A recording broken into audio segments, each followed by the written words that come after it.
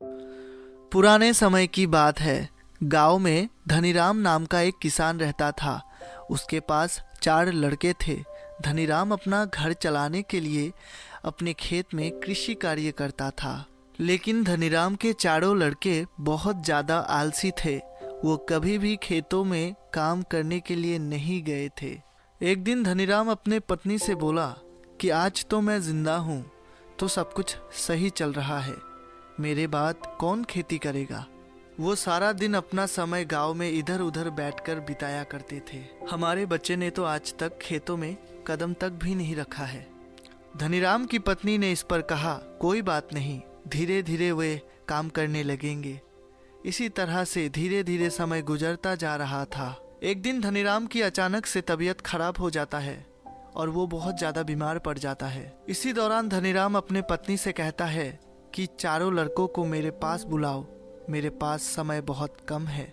इतना सुनने के बाद धनीराम की पत्नी अपने चारों लड़कों को उनके पिता के पास बुलाकर लाती है।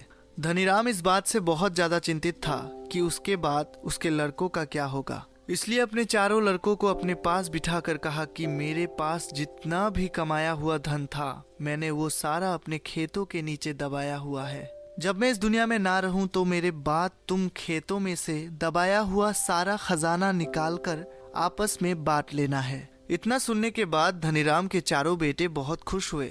उसके कुछ ही समय बाद धनीराम की बहुत ज्यादा बीमार होने की वजह से मृत्यु हो गई। धनीराम की मृत्यु के कुछ दिन बाद उसके चारों बेटे खेत में दबे हुए खजाने को खोदने के लिए निकल गए।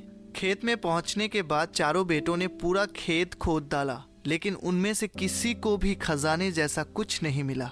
इस बात से वो चारों बहुत निराश हुए और उन्होंने घर आकर अपनी माँ से कहा कि पिताजी ने खेत में जो खजाने के बारे में बताया था वो एक झूठ था। हम चारों ने पूरा खेत खोद डाला, लेकिन हमें खेत में कोई भी खजाना नहीं मिला। ये सुनकर उनकी माँ बोली कि तुम्हारे पिताजी ने अपने पूरे जीवन में ये घर और खेत ही कमाया है। अब जब तुमने इतनी मेहनत करके पूरा खेत खोद दिया है तो अब उसमें बीज भी डाल दो। इसके बाद चारों बेटों ने खेत में बीज बो दिए और माँ के कहे गए अनुसार खेत में समय पर पानी और खाद डालने लगे।